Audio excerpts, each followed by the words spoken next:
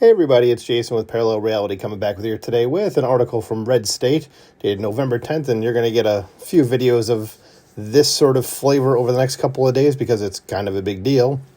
This one is called BBC Editing Scandal Rocks the Executive Suites. Top officials step down as Brian Stelter excuses them. Because of course Mr. Potato Head excuses them because they're on his side of the political spectrum. That's just kind of what he does.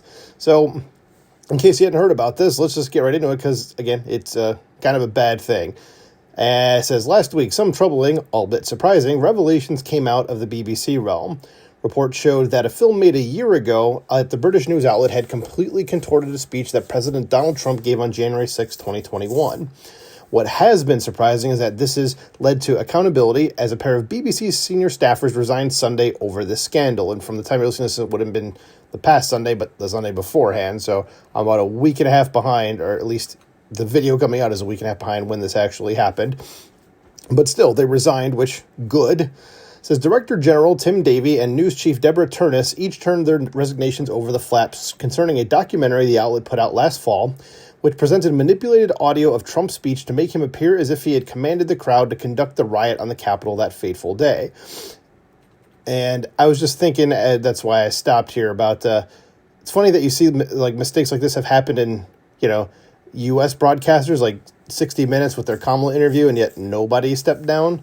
But the BBC, at least, you can say they had the, I don't know what the term is here, I'm blanking, but they stepped down. They had people actually got punished for it, if you will.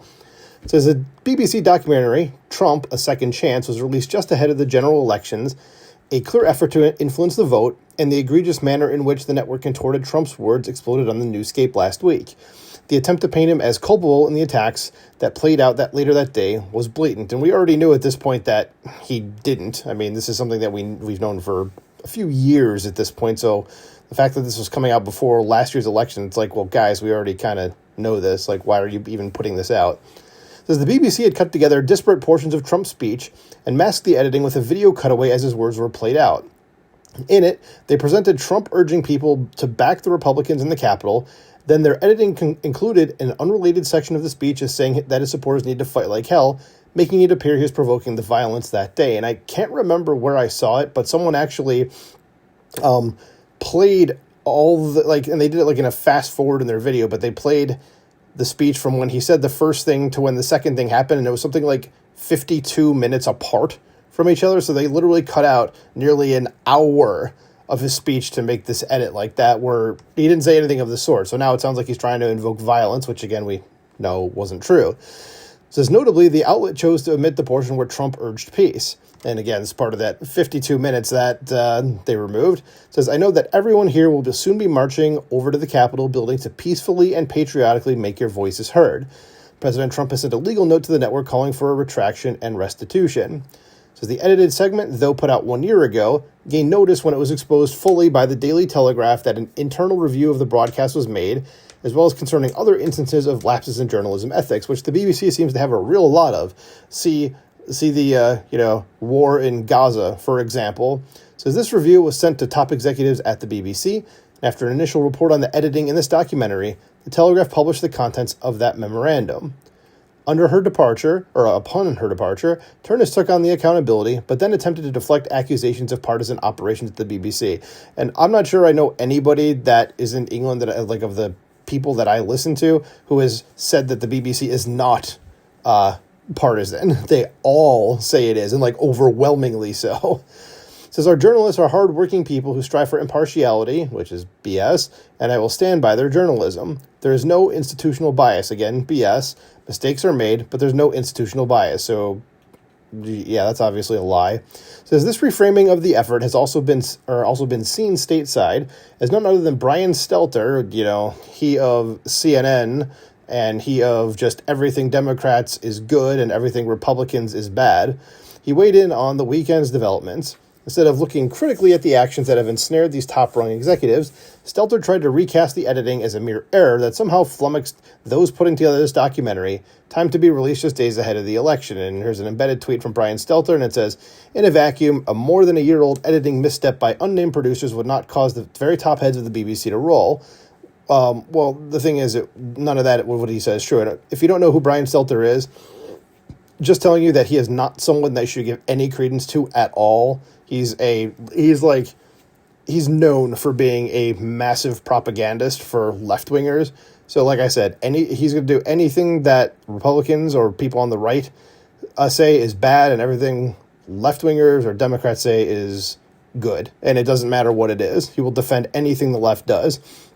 So the article continues, says, "Please, Brian, how can you possibly classify what they did as a misstep? The pieces of his speech that were cut together were not close enough for an oversight in editing." Yeah, they just missed 52 minutes of his speech, right? Says the BBC omitted the words that called for calm responses, and the portion that was added to recast Trump's words came from a portion of his speech spoken nearly an hour later. The editing completely recalibrated what Trump was saying. And further, the audio chicanery, nice word, was intentionally hidden by a video edit to hide the subterfuge at play. Like, yeah, they knew what they were doing. It says, but this pathetic excuse-making avoids what has been a central issue at the BBC, at least for the past few years. The news outlet has had many instances where it had to correct or retract its coverage of the Israel-Gaza war, as I was saying before, as its errors have been routinely in favor of Hamas or been outwardly critical of Israeli actions. And I think it was so bad. Somebody said, and it wasn't one of these commentators, it was someone actually did some research, I believe, into the BBC and the stuff they've done on the Israel-Gaza war. And it was something where they've had to correct, I think it was 2 stories a week. That's how bad it was. Think about that. This war was going on for basically 2 years. So 104 weeks, because 52 weeks a year, 2 of those a week. So over 200 stories they've had to essentially not retract, but correct the record on because they lied about it. It happens once and you're kind of all right, okay, that could happen. It happens 2 times and you're kind of maybe there's a problem here. And the 3rd time it happens, you're you guys are just doing this on purpose now. And this is 200 times we're talking. So it says, the internal memo also had numerous instances where BBC News had differing reports on the conflict from those seen in BBC Arabic, which frequently whitewashed details and atrocities by Hamas. Of course they were going to do that. It says there was also the major scandal we covered in February after the network put out another documentary, Gaza, How to Survive a War Zone. Is this the one? Yeah, I think it is. I'm scanning ahead really quick. This is the one I was just thinking that was. I didn't watch it and I have no intention of watching it. But it says in that feature, the network highlighted the life of a young boy and other children who were shown to endure hardships in the war-torn region. Not long after its release, problems were exposed. As the network initially took credit for the production, but then it was learned that the children were actually related to Hamas leaders. Yeah, that was what I was waiting to see. It says then a cameraman for the film was also shown to have Hamas ties. The BBC then shifted 180 degrees, saying the documentary was made by a separate film company, and disclosures were added to the feature. So they're it's just they get caught and it's oh God, we're panicking now instead of just yeah, maybe you shouldn't, maybe just tell the truth, guys. Is it really that hard to just tell the truth? Because once it was seen as a piece of pro-Hamas agitprop, the concerns reached into the halls of the British government, and ultimately the network pulled the documentary entirely. As Tim Davies said of the debacle, I lost trust in that film and therefore I took a decision to take it off iPlayer. I don't know what iPlayer is. Is that a British thing? As this episode had been called at the time by Samir Shah, chairman of the BBC, who, by the way, as far as I saw, is actually very anti-Israel and kind of anti-Jew, so you can understand why things were looking the way they were. So he says it was a dagger to the heart of the network's reputation that he's kind of responsible for. He should be the one stepping down, though. So now we are seeing that this journalism behavior is not a case of a one-off issue, but with a problem with its entire operations. So when you have irregular news reports that are error-prone as well as completely compromised, documentaries delivered on the regular, this is a reality that cannot be dismissed with missteps, as I was saying. It says this represents an institutional rot that has been brought about by a bias allowed to operate for some time. And the BBC has become a deeply flawed entity, one in need of severe repairs. And yes, that's very true. And I stumbled a bit on that last paragraph. I don't know why. I suddenly forgot how to speak English, I guess.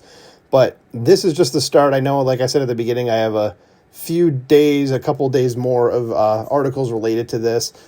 Some by a couple of my favorite authors on here, if you will, that I do videos on, or videos on their articles pretty regularly. So we're going to get to those next because it's from different perspectives and it's not quite the same sort of thing. So let me know what you think about this in the comments below. Please like, share, and subscribe, and I will talk to you soon.